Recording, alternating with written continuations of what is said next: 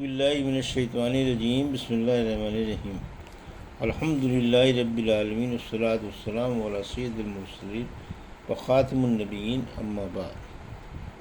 صحیح بخاری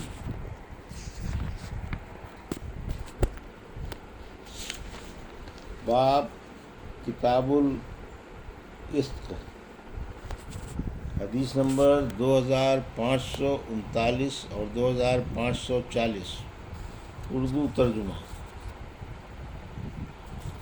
اگر عربوں پر جہاد ہو اور کوئی ان کو غلام بنائے پھر ہبہ کرے یا عربی لونڈی سے جمع کرے یا فدیہ نے، یہ سب باتیں درست ہیں،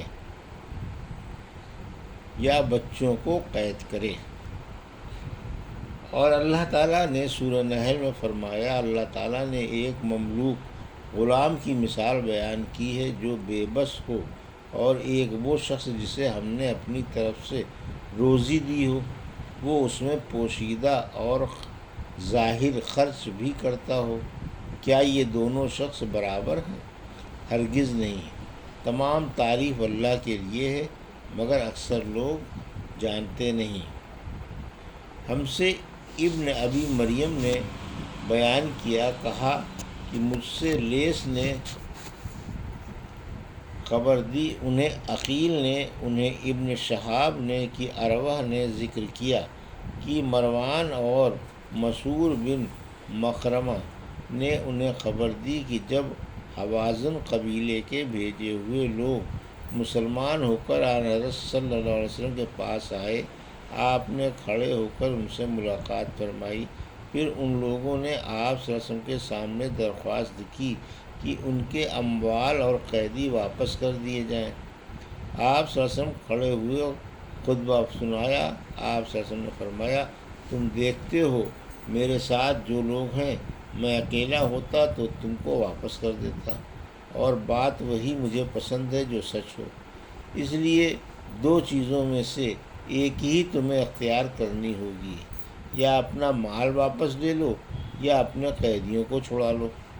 اس لیے میں نے ان کی تقسیم میں بھی دیر کی تھی۔ نبی کریم صلی اللہ علیہ وسلم نے طائف سے لوٹتے ہوئے جارانہ میں حوازن والوں کا وہاں پر کئی راتوں تک انتظار کیا تھا۔ جب ان لوگوں پر یہ بات پوری طرح ظاہر ہو گئی کہ نبی کریم صلی اللہ علیہ وسلم دو چیزوں، مال اور قیدی میں سے صرف ایک ہی کو واپس فرما سکتے ہیں، تو انہوں نے کہا کہ ہمیں ہمارے آدمی ہی واپس کر دیجیے جو آپ کی قید میں ہیں۔ اس کے بعد نبی کریم صلی اللہ علیہ وسلم نے لوگوں سے خطاب فرمایا، اللہ کی تعریف اس کی شان کے مطابق کرنے کے بعد فرمایا، اما بعد، یہ تمہارے بھائی ہمارے پاس نادم ہو کر آئے ہیں، اور میرا بھی خیال یہ ہے کہ ان کے آدمی جو ہمارے قید میں ہیں انہیں واپس کر دیے جائیں۔ اب جو شخص اپنی خوشی سے ان کے آدمیوں کو واپس کرے وہ ایسا کر لے، اور جو شخص اپنے حصے کو چھوڑنا نہ چاہے اور اس شرط پر اپنے قیدیوں کو آزاد کرنے کے لیے تیار ہو کہ ان قیدیوں کے بدلے میں ہم اسے اس کے بعد سب سے پہلی غنیمت میں سے جو اللہ تعالیٰ ہمیں دے گا اس کے اس حصے کا بدلہ اس کے حوالے کر دیں گے، تو وہ ایسا کر لیں۔ لوگ اس پر بول پڑے کہ ہم اپنی خوشی سے قیدیوں کو واپس کرنے کے لیے تیار ہیں۔ آن صلی اللہ علیہ وسلم نے اس پر فرمایا، لیکن ہم پر یہ ظاہر نہ ہو سکا کہ کس نے ہمیں اجازت دی ہے اور کس نے نہیں دی ہے، اس لیے سب لوگ اپنے خیموں میں واپس جائیں، اور سب کے چودھری آ کر ان کی رائے سے ہمیں آگاہ کریں۔ چنانچہ سب لوگ چلے آئے اور ان کے سرداروں نے ان سے گفتگو کی۔ پھر نبی کریم صلی اللہ علیہ وسلم کی خدمت میں حاضر ہو کر آپ کو خبر دی کہ سب نے اپنی خوشی سے اجازت دے دی ہے۔ یہی وہ خبر ہے جو ہمیں حوازن کے قیدیوں کے سلسلے میں معلوم ہوئی ہے۔ زہری نے کہا، اور انس رضی اللہ عنہ نے بیان کیا کہ عباس رضی اللہ عنہ نے نبی کریم صلی اللہ علیہ وسلم سے جب بحرین سے مال آیا کہا تھا کہ بدر کے موقع پر میں نے اپنا بھی فدیہ دیا تھا اور عقیل کا بھی۔ حدیث نمبر 2541 اردو ترجمہ۔ ہم سے علی بن حسن نے بیان کیا، کہا ہم سے عبداللہ نے خبر دی، کہا ہم کو ابن عون نے خبر دی، انہوں نے بیان کیا کہ میں نے نافع کو لکھا تو انہوں نے مجھے جواب دیا کہ نبی کریم صلی اللہ علیہ وسلم نے بنو المطلق پر جب حملہ کیا تو وہ بالکل غافل تھے اور ان کے مویشی پانی پی رہے تھے، ان کے لڑنے والوں کو قتل کیا گیا، عورتوں بچوں کو قید کر لیا گیا۔ انہیں قیدیوں میں جویریہ ام المومنین بھی تھیں۔ نافع نے لکھا تھا کہ یہ حدیث مجھ سے عبداللہ بن عمر رضی اللہ عنہ نے بیان کی تھی، وہ خود بھی اسلامی فوج کے ہمراہ تھے۔ حدیث نمبر 2542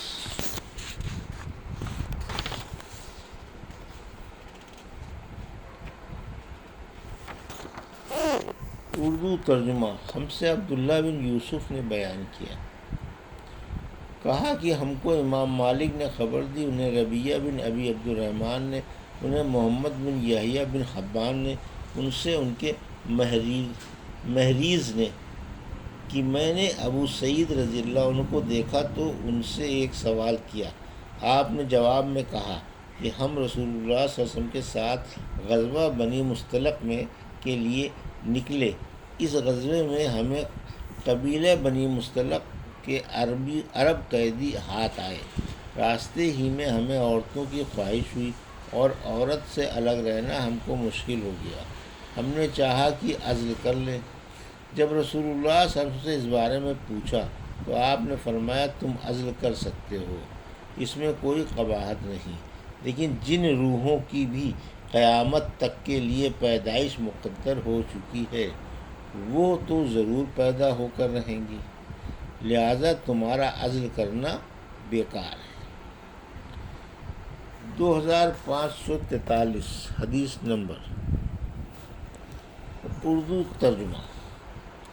ہم سے زہیر بن حرب نے بیان کیا، کہا کہ ہم سے جریر بن عبد الحمید نے بیان کیا، ان سے عمارہ بن ان سے ابو زرعہ نے اور ان سے ابو ہریرہ رضی اللہ عنہ نے کہا کہ میں بنو تمیم سے ہمیشہ محبت کرتا رہا ہوں۔ دوسری سند امام بخاری رحمۃ اللہ علیہ نے کہا، مجھ سے ابن سلام نے بیان کیا، کہا ہم کو جریر بن عبد الحمید نے خبر دی، انہیں مغیرہ نے، انہیں حارث نے، انہیں ابو زرعہ نے اور انہیں ابو ہریرہ رضی اللہ عنہ نے۔ تیسری سند اور مغیرہ نے عمارہ سے روایت کی، انہوں نے ابو زرعہ سے کہ ابو ہریرہ رضی اللہ عنہ نے فرمایا، تین باتوں کی وجہ سے جنہیں میں نے رسول اللہ صلی اللہ علیہ وسلم سے سنا ہے، میں بنو تمیم سے ہمیشہ محبت کرتا ہوں۔ رسول کریم صلی اللہ علیہ وسلم نے ان کے بارے میں فرمایا کہ لوگ دجال کے مقابلے میں میری امت میں سب سے زیادہ سخت مخالف ثابت ہوں گے۔ انہوں نے بیان کیا کہ ایک مرتبہ بنو تمیم کے یہاں سے زکوٰۃ وصول ہو کر آئی تو رسول اللہ صلی اللہ علیہ وسلم نے فرمایا کہ یہ ہماری قوم کی زکوٰۃ ہے۔ بنو تمیم کی ایک عورت قید ہو کر حضرت عائشہ رضی اللہ عنہا کے پاس تھی تو آقا صلی اللہ علیہ وسلم نے ان سے فرمایا کہ اسے آزاد کر دو، کہ یہ حضرت اسماعیل علیہ السلام کی اولاد میں سے ہے۔ یہ تھی صحیح بخاری باب کتاب العشق کی حدیث نمبر 2539 سے 2543 کا اردو ترجمہ جو ابھی آپ نے سماعت فرمایا۔ اللہ سے دعا ہے کہ اللہ ہمیں ان حدیثوں کی صحیح سمجھ عطا فرما اور ان پر عمل کرنے کی توفیق عطا فرما، آمین یا رب العالمین۔